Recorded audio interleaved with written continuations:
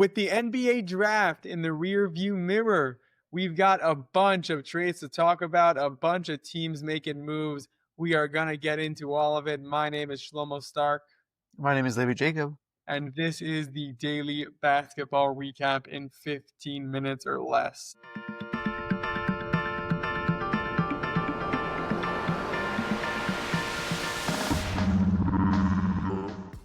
Levi, What's going on? what's up? Bunch of trades to talk about.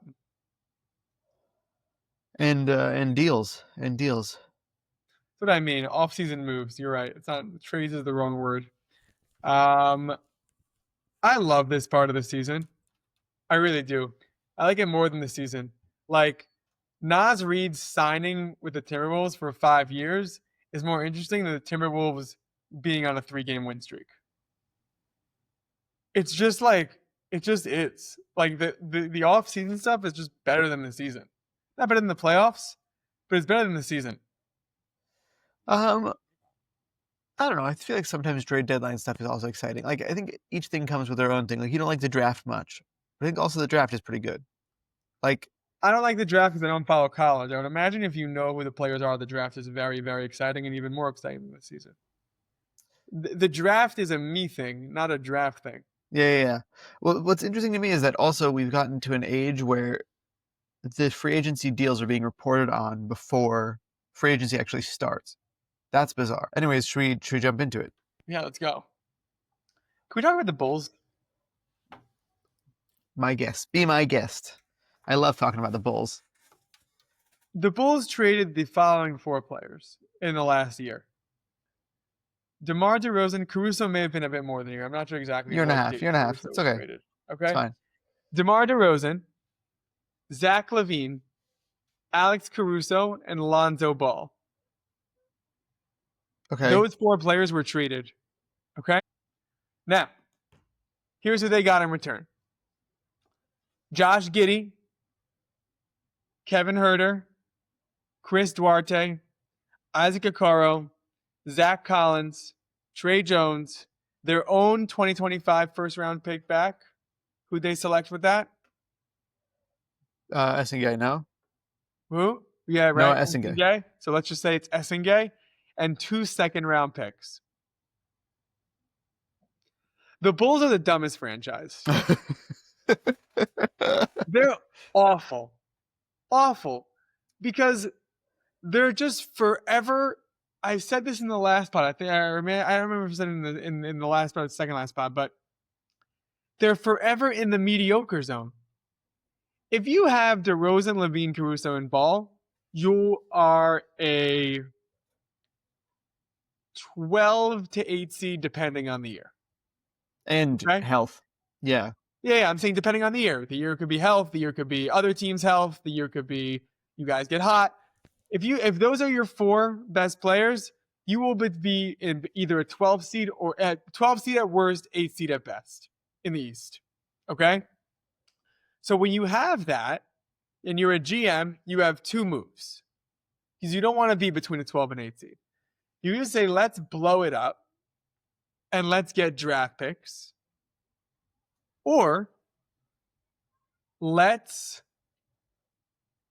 trade like everything for like a star, like a Kevin Durant, a Giannis, a Brunson, something like that, and try to slowly rebuild around this star. We're not necessarily blow it up. We're going to still be in the mix, but now we have like a star.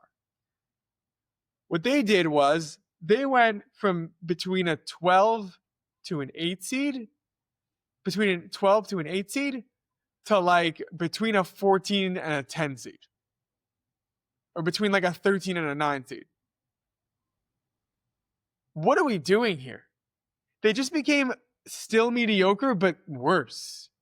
Yeah, also their draft picks haven't really panned out either.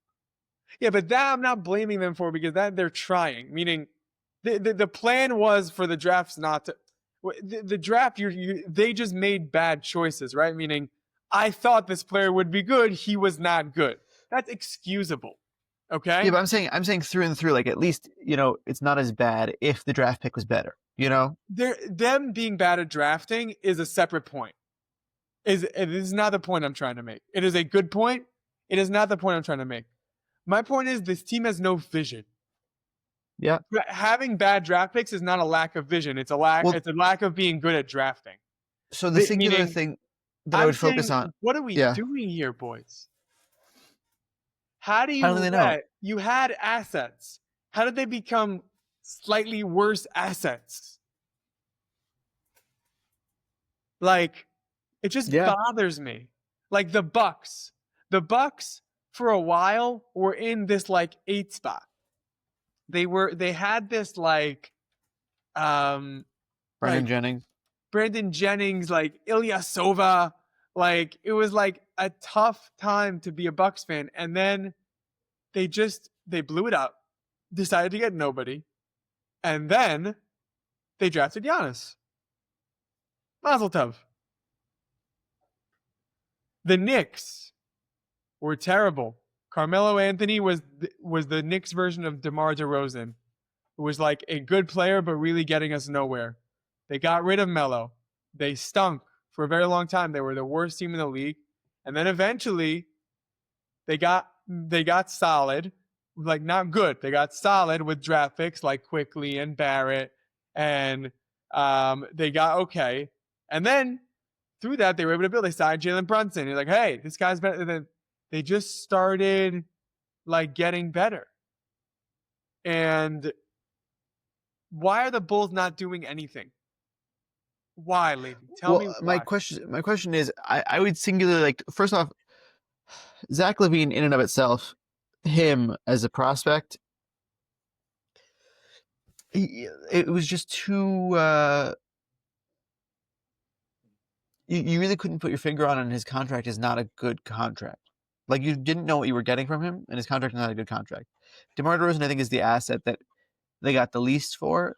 But I would say that Alex Caruso, like all in all, if you look at that trade, I think a lot of people wanted him to get more draft picks, obviously. But Josh Giddey for Alex Caruso, how they affected their teams, I think it was a pretty even trade overall. You're going trade by trade. I'm talking about the vision. What is the plan? Because when Like your team is trade by that trade, you bad, could make when each of these trades happen, I wasn't like the Bulls are dumb. yeah. When you go trade by trade, it's like, okay, fine. But that's why I'm talking about big picture. That's why I'm also going draft pick by draft pick. Like I don't want to go draft pick. Like you're going specific, and specifically in each point, it wasn't so bad. That's why That's why I didn't talk about the Lonzo Ball trade right now, because I'm not sure the Lonzo Ball trade is so bad. If you just look at the Lonzo Ball trade in itself, I don't know what Lonzo Ball's like real value is right now. Taking this Lonzo Ball trade, go ahead, say the Lonzo Ball trade.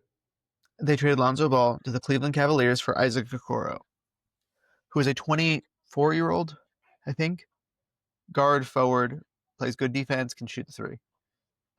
Lonzo Ball, to different levels of success, has played basketball. I don't want to say successful basketball or basketball. He's played basketball well, or for long periods of time, either over the last 5 seasons, 4 seasons.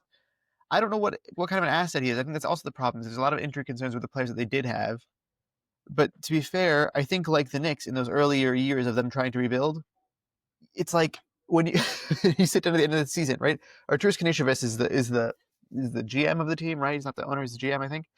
We sit down at the end of Arturas Karnisovas of the Bulls. Bless Okay, it's fine. Either way, okay, to sit down at the end of the year, right, for the Bulls, and they're like, well, what can we get better in? The answer is everything. So you blow it up. I think that's what they're doing. They just didn't do a good job of that. Meaning, like, I think they found some success at the end of this season with this fast-paced offense. Trey Jones helped out Josh Giddey and all this stuff and whatever, Kobe White. But they're also supposedly willing to be trading Kobe White. Like, the question was, are they going to trade Lonzo Ball or Kobe White? I don't know that Kobe White still stays. I think that it's not a cohesive vision. You're absolutely correct in that assessment. But the answer is does that mean that you just have no good pieces on your team at all? Do you know what I'm saying? Like Nick Vucevic, he's got to go because the guy is 35, could help another team. You could definitely get assets for him. The Bulls do a very bad job of letting people go at appropriate times. And that's what I saw a lot of people responding to, was that not upset that they did this trade. This trade wasn't such a bad trade. It's more like, hi, why didn't we do this before the draft and get a draft pick, for example? Like, it just doesn't make any The sense. Lakers could have used Vucevic before the playoffs. Trade him at the deadline when the Mark Williams thing didn't work out. Right, and they would give you more because they're more desperate to make something happen this year. Yeah, Exactly. 100%. It doesn't. You're absolutely right in the assessment. It doesn't have any vision or yeah. Right. It's dumbfounding. On to the next trade or next offseason move. And Sam Merril is going to sign a 4-year, $38 million contract with the Cavs. It's a little high for my taste. I'm not. Are you a Sam Merril guy? I think I'll put it this way: no, but I do. Meaning for this number, no. I do think that he's better than a lot of people would think. He's kind of their Sam Hauser. You think Sam Hauser's worth this money? Nah, come on, he's not worth the contract that he has now. But I think this is the Cavs saying, we're sticking with this core, we're figuring it out, and bringing Lonzo off the bench, which is an interesting decision, because I think that they weren't able to re-sign Ty Jerome. He's going to want too much money, and they signed him on a I think maybe it was even a veterans minimum last year. I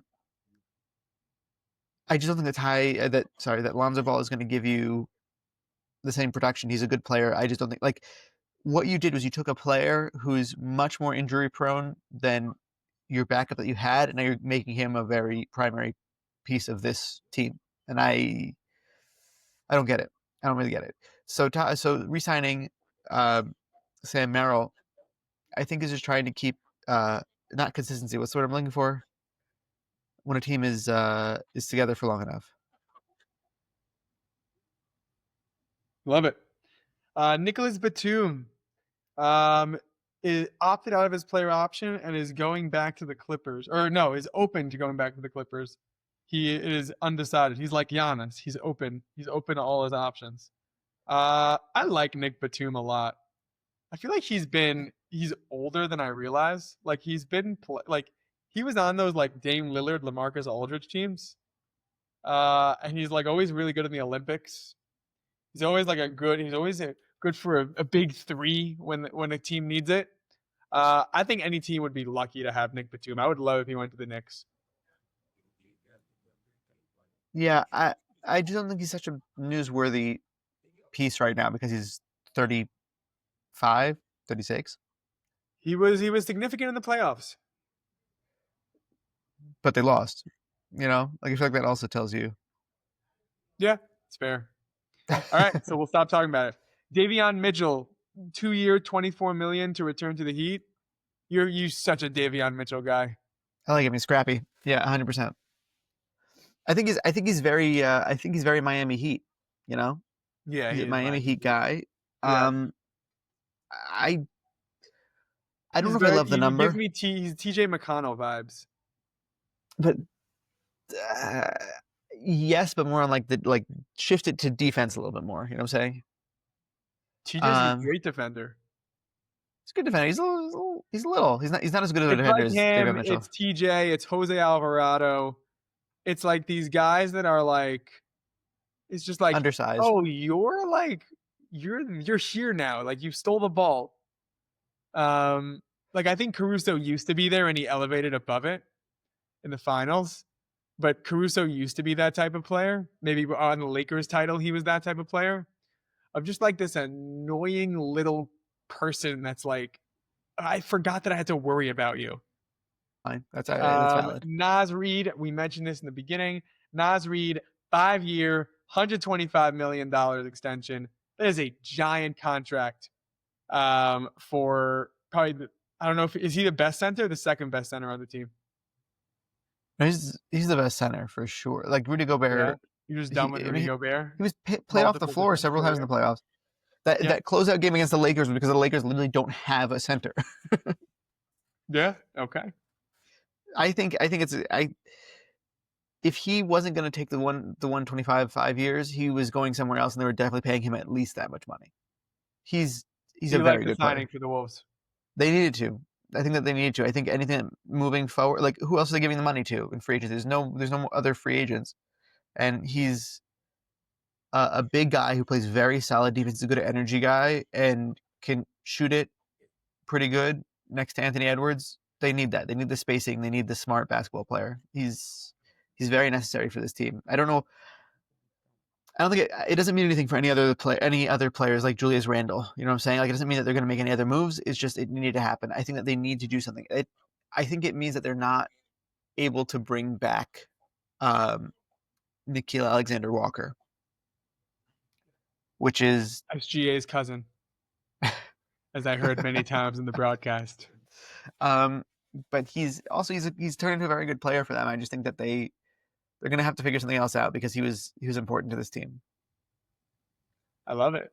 Any other news you want to hit before we drop off?